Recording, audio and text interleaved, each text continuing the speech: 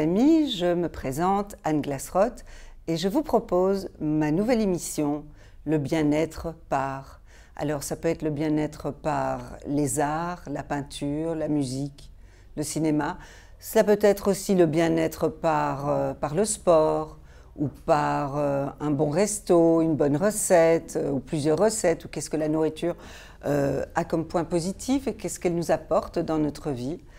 Et aujourd'hui, j'ai décidé pour ma première émission de vous parler du bien-être par le bien-être. Eh bien oui, le bien-être. Qu'est-ce que c'est le bien-être? Est-ce que le bien-être est différent du bonheur? Est-ce que le bonheur existe? Est-ce qu'on peut l'atteindre? Est-ce qu'on peut aussi rester heureux? Ou est-ce que ce sont simplement de petits moments comme ça? Alors, j'ai aussi envie de vous demander, pourquoi n'êtes-vous pas heureux? Qu'est-ce qui vous a dérangé? Qu'est-ce qui fait qu'hier soir vous étiez bien et qu'aujourd'hui, tout à coup, un état d'âme négatif est apparu? Que se passe-t-il? À quel niveau? Et puis j'ai envie de vous demander, comment vous convaincre d'être heureux? Est-ce que je pourrais vous convaincre d'être heureux? Bonheur ou bien-être? Faut-il choisir? Vous voyez, beaucoup de questions se bousculent dans mon esprit. Mais bon, on va commencer par le début. Alors, j'ai envie de me demander, voilà, qu'est-ce qui me procure le bien-être? J'avoue, manger une tablette de chocolat, délicieux, et ça me donne vraiment cette sensation de bien-être. Mais je me rends compte tout de suite que en mangeant ma tablette de chocolat, peu après l'avoir mangée, cette sensation de bien-être est finalement éphémère, elle ne reste pas. Même chose, le bien-être que me procure par exemple un bon bain ou même un hammam. Génial au moment même, sensation de chaleur formidable et tout. Mais par la suite, de nouveau, tout ça s'étiole, tout ça s'en va et très peu finalement reste. Alors que se passe-t-il à ce niveau-là? Et là, j'ai envie de vous parler de psychiatres, de chercheurs, de spécialistes en la matière, qui ont vraiment fait des recherches depuis, je dirais, une trentaine d'années certainement, des recherches très importantes sur la teneur du bonheur et du bien-être. Par exemple, on pourrait parler de Viktor Frankl. Alors, vous connaissez peut-être Viktor Frankl, qui est un rescapé de la Shoah, rescapé des camps de concentration. Il a évidemment marqué toute cette, ce domaine de la psychologie positive, parce que il a essayé d'expliquer dans un livre autobiographique comment lui est arrivé à rester en vie, à se maintenir mentalement à un niveau minimal, mais quand même être là, être présent. Et pour Viktor Frankl, le plus important, c'est de donner un sens à sa vie. C'est de ne pas oublier de donner vraiment du contenu à sa vie, se fixer un objectif.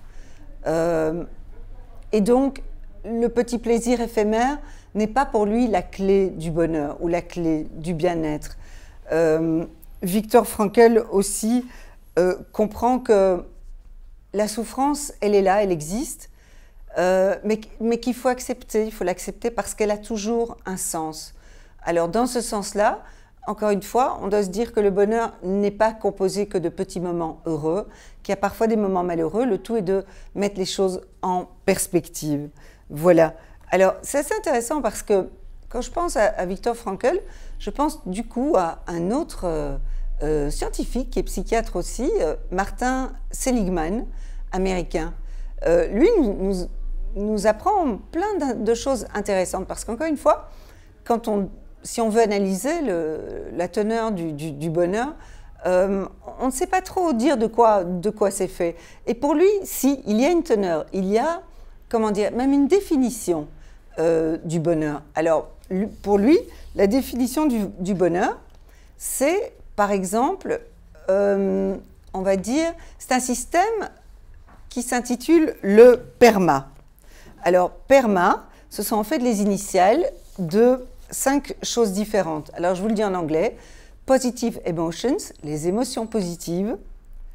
Noble engagement, l'engagement noble. Positive relations, avoir des relations sociales positives. Meaning, avoir justement un sens ou du contenu. Et accomplishment, arriver à accomplir quelque chose dans sa vie, à faire quelque chose dans sa vie. Alors en fait, c'est assez intéressant parce que Martin Seligman, il catégorise assez bien, comme le font pas mal de scientifiques américains. Par exemple, il va opposer aux pessimistes les optimistes. Les optimistes qui, eux, par exemple, quand ils ont un moment difficile, savent le laisser aller, savent s'en débarrasser, tandis que les pessimistes, ils vont continuer un petit peu à ruminer tout ça.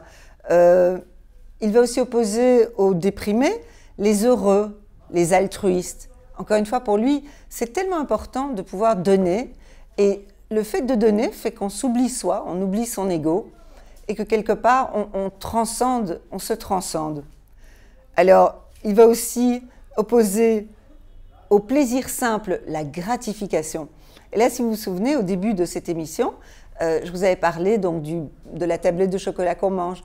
Voilà, on va dire que là, il s'agit d'un plaisir, mais pas réellement d'une gratification, parce que ce n'est pas quelque chose qu'on a réellement mérité. On a parlé donc de l'éphémère, en fait. Seligman oppose aussi à la mauvaise humeur la bonne humeur, qui effectivement produit aussi d'autres connexions dans le cerveau, c'est-à-dire qu'il y a quelque chose de chimique qui se met en place. Il parle aussi d'émotions positives qui permettent d'avoir une vie plus longue, parce que sans doute plus équilibrée. Donc il y a beaucoup de choses chez Martin Seligman pour nous aider à être un peu plus heureux. On va les tester tout à l'heure, vous inquiétez pas. Donc Martin Seligman, c'est aussi celui qui pense qu'on doit déterminer quelles seront nos signature strengths, c'est-à-dire nos qualités qui font notre force. Vous voyez, en même temps, c'est avec notre signature. Par exemple, moi, j'ai tendance à foncer quand j'ai un projet. Voilà, je n'en reste pas simplement au projet, mais j'avance toujours, etc.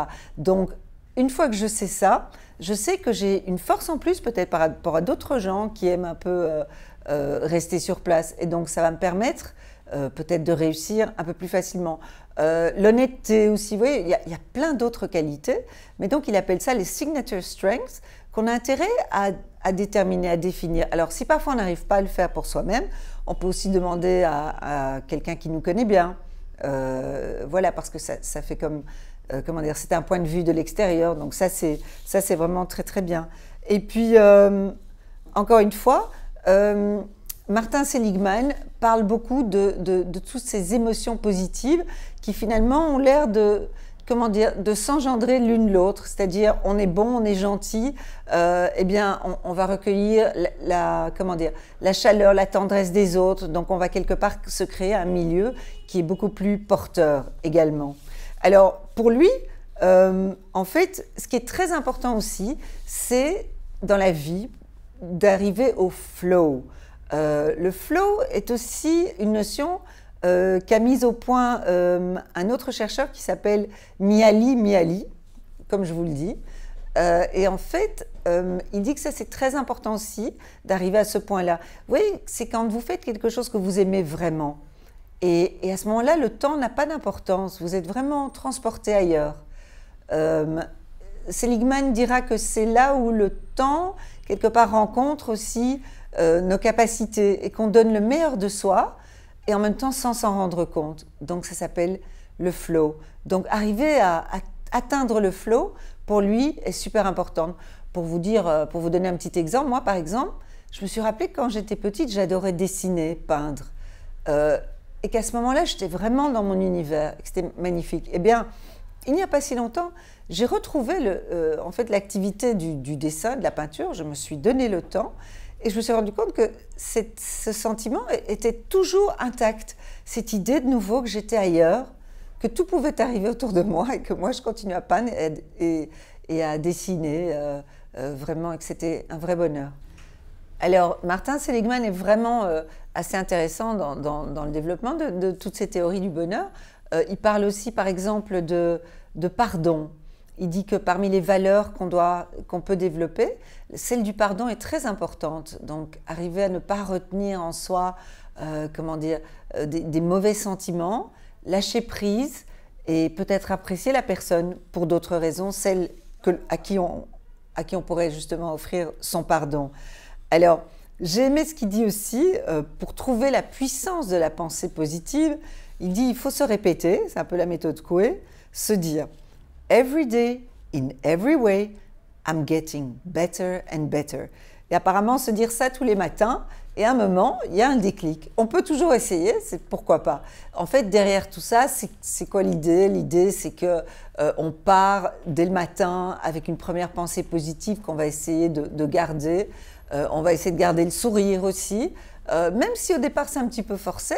Eh bien après, finalement, il reste quelque part, il s'imprime. Et donc, voilà. Martin Seligman a écrit, par exemple, La force de l'optimisme.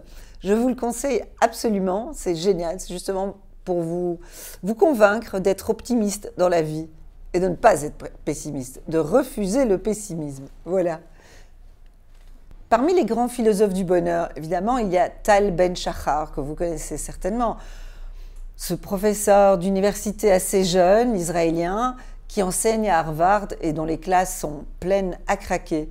En fait, qu'est-ce qu'il enseigne, Tal Ben-Shahar? Il enseigne le fait de s'accepter, de tout accepter dans la vie, de ne pas être critique, de ne pas être juge, de ne pas être juge de soi. Parce que finalement, c'est en acceptant ses fautes, en acceptant ses défauts, qu'on arrive à même les surmonter et qu'on arrive à voir une autre façon de vivre, une autre façon d'agir. Pour lui, dans l'acceptation, on s'enrichit, en fait. Donc, je pense que c'est assez important pour les gens peut-être qui ruminent souvent et qui se critiquent très souvent, de se dire, c'est bon, c'est tout ce que je pouvais faire à ce moment-là, ben je l'ai fait et c'est OK, ça me va, c'est très bien. Alors, Tal Ben-Shahar, il parle aussi du rapport mind et body, c'est-à-dire l'esprit et le corps. Pour lui, c'est très important, par exemple, de faire de l'exercice physique. L'exercice physique va en fait avoir une influence sur notre système nerveux qui va nous permettre ensuite d'avoir cette bonne humeur qu'on recherche, ce bien-être dont on a envie. Il a même dit, Tal Ben-Shahar, qu'en faisant de l'exercice, donc de façon un peu soutenue au quotidien, eh bien, on recule à la fois les chances d'être un jour en dépression et on diminue aussi de pas mal de pourcents, comment dire, certaines maladies importantes comme l'Alzheimer. Donc ce sont des choses à retenir, à quel point le physique peut avoir influence sur le mental. Voilà. Alors on va un petit peu résumer tout ça et on va se dire que, attendez, on va voir. Donc la tablette de chocolat, c'est peut-être pas l'essentiel. Le hammam non plus. Par contre, si on se lève le matin et qu'on a le temps de faire 15 minutes de marche rapide ou de course, c'est déjà pas mal parce qu'on se met déjà dans une attitude positive, une attitude de guerrier, de battant. Et ensuite, ça peut avoir une influence sur le cours de la journée. Évidemment, dans la journée, on doit aussi essayer de se rappeler de ce qui fait nos forces. Hein, on a parlé de signature strengths, alors qu'on est justement quelqu'un de battant, quelqu'un de fort, quelqu'un qui va de l'avant. Donc là aussi, ça nous pousse à garder cette positivité au cours de la journée. Et puis évidemment, il y a encore plein d'autres choses. Alors, on est dans la positivité, etc. Maintenant, je voudrais vous parler de quelqu'un d'autre qui m'a vraiment marqué et que j'ai beaucoup aimé lire. C'est Christophe André, dont on parle assez bien en ce moment. Alors, Christophe André a écrit un livre qui s'appelle « Les états d'âme ». Alors, on pourrait imaginer un livre un peu tristounet, parce que les états d'âme, on pense aux grands romantiques en littérature qui avaient des états d'âme, et ces états d'âme les inspiraient dans leurs plus beaux poèmes, mais souvent c'était des états d'âme comme des vagues à l'âme, comme des moments de nostalgie, rarement des moments de grande joie. Enfin, difficile de généraliser, mais on va dire dans l'ensemble, le courant romantique, c'était plutôt ça. Alors, Christophe André m'a surprise. Par exemple, il dit « Faites attention à vos états d'âme, ne les étouffez pas, parce que vos états d'âme, c'est votre vérité. Il faut les écouter, il faut même les entretenir. il faut vivre avec. Et il faut voir ce qu'on peut en faire. Donc pour Christophe André, ce qu'il faut faire par rapport à ces états d'âme-là, c'est les accepter, les observer et les aimer. Et c'est assez intéressant parce que faites le test. Vous levez un matin avec un cafard ou tout à coup un cafard apparaît dans la journée, eh bien ne l'étouffez pas, vivez avec, voyez où il vous mène, voyez le genre de pensée qu'il amène, mais là stop, parce que Christophe André justement est contre la rumination. Il dit qu'un des grands problèmes de l'homme aujourd'hui, c'est qu'il rumine, il rumine sans arrêt. J'aurais dû faire ça, pourquoi j'ai pas fait ça, et j'aurais dû, mais enfin, comment ça se fait, pourquoi est-ce que, etc., etc. Et justement, il dit, ne pas se poser la question du pourquoi. Et si se poser une question, c'est celle du comment. Comment est-ce que je pourrais faire ci ou comment est-ce que je pourrais faire ça? Et ça va vous mener bien plus loin. Mais donc, il dit encore une fois, stop à la rumination. Par contre, ces pensées tout à coup négatives, il ne faut pas en avoir peur. Il faut les écouter. Il faut se laisser aller avec. Et on n'en sera que plus enrichi. Alors, j'aime aussi sa comparaison. Il compare les pensées négatives aux orties, aux bourdons. Je veux dire, l'été, il est rare qu'on fasse une promenade en forêt sans avoir une piqûre d'ortie ou sans peut-être même avoir une piqûre d'abeille ou de bourdon. C'est pourtant pas quelque chose qui nous révolte. On sait que ça fait partie de la vie, ça fait partie de la nature. Même chose avec nos pensées négatives, nos pensées parfois un peu tristes. Pour Christophe André, donc, c'est très important d'accepter donc ces pensées qui sont parfois un peu négatives et qui risquent de nous entraîner quelque part. Mais il pense que c'est justement important de les vivre, de faire une certaine introspection et de les ressentir. De la même façon, Christophe André, en fait, nous parle de l'importance aussi de dire merci, d'être dans la gratitude. Et que quelquefois, justement, ces pensées qui sont négatives, ça nous permet de nous rendre compte qu'elles ne sont pas si négatives que ça et qu'on peut vraiment les suivre sans se laisser vraiment embourber. Alors, Christophe André, dans ce sens-là aussi, il parle et il nous encourage à vivre ce qui s'appelle les éveils de la vie, c'est-à-dire à nous promener justement dans la nature et être éveillé à la nature, entendre tout ce qui se dit, tout ce qui s'y passe, c'est-à-dire justement être dans le lâcher-prise, ressentir, prendre le temps de ressentir aussi. Il dit qu'on est dans cette course effrénée dans la vie et on ne prend pas le temps de ressentir, de voir ce que tout ça fait sur nous. Alors, Christophe André parle aussi du désespoir. Et pour lui, il y a deux façons d'agir face au désespoir. L'une étant cultiver l'optimisme pratique et lucide, et l'autre essayer de se libérer de l'espoir, être dans un gai désespoir. Donc c'est assez intéressant, quelque part Christophe André n'est pas contre le désespoir, il dit un gai désespoir. Pourquoi pas? Après tout, c'est vrai qu'on regarde autour de nous, le monde ne va pas super bien, le monde est devenu un peu fou. Donc on peut être dans un certain désespoir, mais un gai désespoir, c'est-à-dire voir toujours une petite lueur là où il fait sombre. Ça c'est pour Christophe André. Alors il parle aussi de la force tranquille. Il dit que de cette façon-là, ce qui est important, c'est d'avoir la force tranquille. La force, oui, mais pas énervée, pas brutale, pas agressive, non. Une force tranquille. Ça vous rappellera quelqu'un de connu, François Mitterrand, j'imagine. Donc on doit être dans l'acceptation et puis dans l'action. Encore une fois, si on pense à tout ce que Christophe André nous enseigne, c'est l'acceptation de nos émotions négatives, de nos états d'âme, les bons et les moins bons. Être éveillé, avoir une conscience éveillée à toutes sortes de choses, se laisser pénétrer par plein de choses, Et puis, il parle aussi beaucoup de méditation. Alors, moi, je ne sais pas si vous, mais moi, en tout cas, j'ai beau essayer, c'est pas évident. La méditation, je ne sais pas si je suis faite pour ça, mais ce qu'il dit, c'est essayer de ressentir les signes positifs, essayer de ressentir voilà, tout ce qu'on entend, tout ce qui nous touche, vraiment faire marcher nos sens, nos 5 sens, et nous concentrer sur le moment présent, très important. Pas le futur, pas le passé, juste comme ça, le moment présent. C'est très intéressant, chez Christophe André, il parle aussi de l'importance de savoir attendre. Parce qu'il dit, attendre, c'est du moment, c'est en fait il n'y a pas de temps perdu, il dit, il n'y a que du temps vécu. Donc, accepter tout ce qui se passe, accepter ce qui se fait, sans opinion, juste être et ressentir.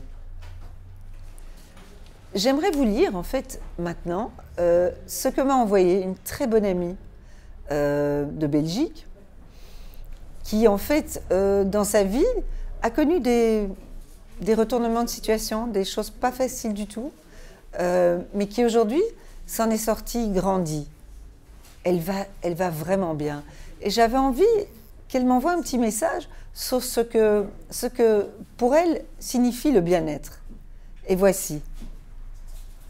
Je pense d'ailleurs qu'elle se situe à un niveau un peu mystique. Elle dit « Bien-être n'est pas être bien. Bien-être signifie que j'ai définitivement donné priorité à l'être que je suis, c'est-à-dire une partie de moi libre du joug de la matérialité et du regard de l'autre. Cet être qui a la mémoire de son âme et qui est conscient de son immortalité et de sa responsabilité de vivre pleinement sa vie, aime la beauté, l'harmonie, la justice, la bonté, le partage. Cet être en moi, que je connais bien, est libéré de ses peurs, de ses manques, de ses désirs.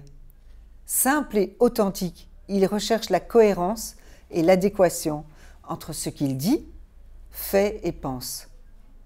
Le seul bien-être que je connaisse, dit-elle encore, est au dehors comme au dedans, transparent et libre. Alors je ne sais pas si vous avez remarqué comme moi, mais cette amie parle énormément de cette liberté qu'elle a acquise justement en ayant l'attitude qu'elle a. Laisser les choses venir, les vivre et essayer d'en ressentir les bienfaits quand ils sont bons et quand ils sont mauvais, arriver à sans doute tenir la route. Mais tout ça avec un grand sentiment de liberté par rapport aux choses, par rapport au matérialisme. Alors tout ça est magnifique, les amis, mais je dois quand même vous dire quelque chose. C'est que moi, si demain vous me proposez une petite séance shopping, je ne crois pas que je vais pouvoir y résister. Alors, très bien, j'aime beaucoup ces théories, je les trouve très très intéressantes, mais finalement, est-ce qu'on arrive à se changer comme ça du jour au lendemain?